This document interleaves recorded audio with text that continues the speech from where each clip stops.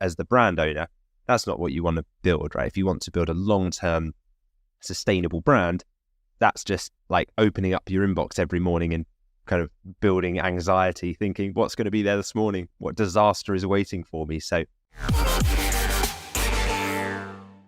today we're going to be talking about a topic that we feel is close to our hearts. It's all about starting a business on your own. So Lewis, I mean, the journey of starting a business on your own, it's full of highs and lows, isn't it? Absolutely is. Yeah, for sure. It's starting a business by yourself can feel like tackling a big project without a clear plan at times, and it can be tough. But whilst tough, it can also be very rewarding as well. So today we'll talk about what it really takes and how to handle it. Perfect. Very excited to discuss this one and go back into our journeys so we can give people a head start, essentially, when they do start their own businesses. So let's break it down then for people listening and considering starting a business. What is your experience with starting a business on your own initially? Well, not great. When I first started in the early days of launching my first e-commerce store, I kind of thought that I thought there was no reason why I couldn't just do everything myself and just work it out on my own. So in the early days, I tried to piece things together. I remember spending countless hours trying to create a rather underwhelming looking Shopify store and thinking that was the business, like that was the bit that if I can build that, build it and they shall come, as they say, which we all know isn't true. And then also thinking, okay, well, I've got a basic store now, but now I need to run some ads, get some traffic to it. So then thinking, okay, well, I'll do that bit too. I'll build some ad campaigns and I'll watch a couple of YouTube tutorials and that'll piece it together. And trying that with my first niche that I went into, which was using the low ticket model and sourcing products from AliExpress. I'm sure you've seen many YouTube videos about it, where it's a very low barrier to entry model. But I started out trying to sell these men's ties, these like neckties. And I remember building a Shopify store, running Facebook ads to it, and then actually making some sales and then immediately realizing, oh dear, I've built something here that's kind of like a house of cards. It's all going to come crumbling down because the suppliers were really difficult to contact. They weren't working at the same time. There was a language barrier. You're dealing through like a little messaging portal. You're not actually speaking to anybody. There's very low quality assurance. So you don't really understand if the products are going to deliver and be in good condition when they arrive.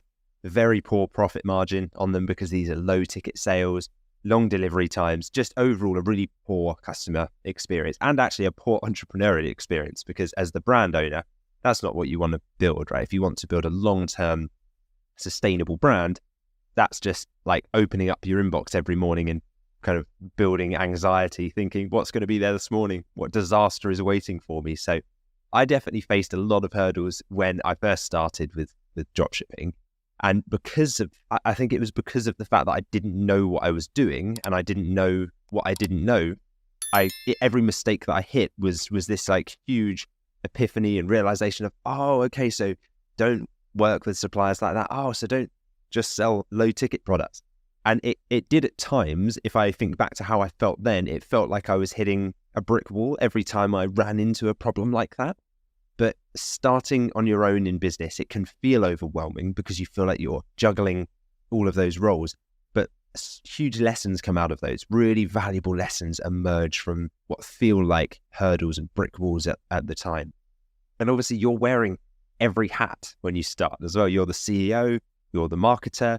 I remember feeling like 1 minute I'm the customer service rep, the next minute I'm the accountant bookkeeper, the next minute I'm making strategic partnership decisions with suppliers. Like, it's overwhelming. So yeah, it's important to know that while you might feel like you're on your own at the moment, you're not alone in your experiences, because there's many other business owners out there, even in the UK, who have walked the exact path before that you're walking, and they found success as well. So I think if I was talking to my former self and trying to impart a lesson to myself earlier in my entrepreneurial journey, I'd say be open to learning and adapting quickly. Don't hesitate to spend time understanding the basics and really getting the fundamentals down before you start diving in at the deep end and working on other aspects of the business.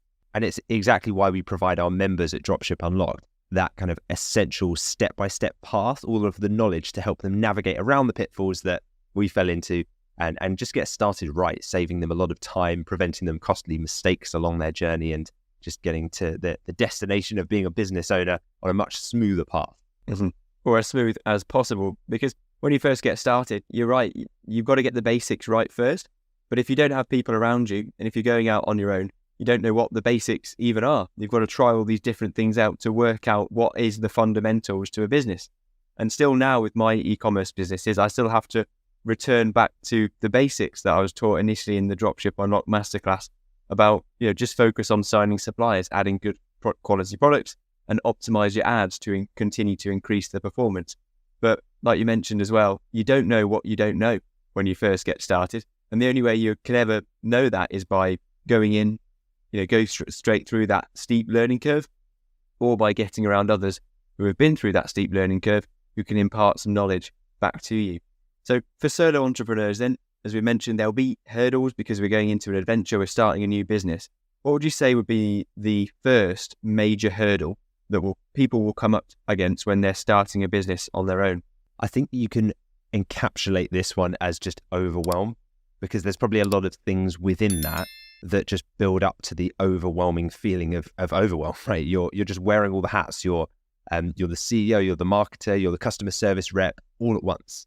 And I remember feeling extremely overwhelmed by the sheer number of tasks that were building up on my to-do list. And I was looking at them, trying to balance it with also having a job. So doing this like evenings, weekends, early mornings. And I'm thinking, right, so I've got to respond to emails. Then I need to do my bookkeeping to make sure I'm profitable. Then I've got to manage my ads, make sure I'm making sales at a healthy cost per acquisition. Then I've got to deal with obviously the customer support, because that's kind of the keeping the customers happy, core of the business. Then I've got voicemails and calls starting to build up. And then I've got to speak to suppliers and make some payments. And then I've got to design my website. And there's so many things. And unless you have a clear strategy for each of them and a roadmap and templated approaches to this and the automation tools that can actually extract you from needing to do a lot of that stuff, you just feel like you're spinning your plates. And I was just trying not to let a single plate fall. But eventually that's a recipe for overwhelm and even burnout as well. I used to work late into the evenings, just trying to keep up with everything, but it wasn't a particularly enjoyable experience. Even though I knew my why I was doing it, my vision for the long term to create freedom for me, my family, be able to travel. At the time, it was extremely difficult. And it's like trying to cook a multi-course meal in the kitchen, and it's just chaotic. You've got so many dishes happening all at once, you're definitely going to burn a few dishes along the way. So for me, I found that the key for me was learn to prioritize tasks based on the impact. And then if I could, try and find automation tools that would help me handle those repetitive tasks. And if I couldn't automate it, then I'd outsource it either to a bookkeeper or to a web designer or to someone who specialized in that area, that skill set that I needed. And it then just helps you manage your workload, and it keeps you focused on growth and actually growing this business into something that can be life-changing rather than being caught up in the busy work. It's exactly why we work with our members at Dropship Unlocked, to provide them with the right tools, the right strategies to effectively manage these tasks, but also most importantly, help them avoid burnout and overwhelm at the beginning so they can stay focused and get the business up and running. Yeah, because overwhelm is the biggest enemy, really. That's what's going to hold you back and stop you taking the critical actions that you need to take to keep things pushing forward. So it is an adventure, and that learning curve is steep when you first get started. But of course, whenever we're going for large goals like scaling a business that allows us to leave our job and work for ourselves, there's going to be challenges along the way to achieve something so monumental as that. So, it's all part of the course that we found as I went through. And I have a similar story to yourself, Lewis. I initially got started learning YouTube videos about traditional dropshipping and selling products from AliExpress. Went out on my own, didn't really tell anyone about what I was doing, just followed a YouTube course, set up some Facebook ads, and found out that it wasn't as easy as it looked to get sales coming through from a Facebook ad platform to your Shopify store with cheap products from AliExpress. It all came crashing down for me as well. And I was just looking around, looking for people to help me and tell me, okay, what's the next step that I need to take?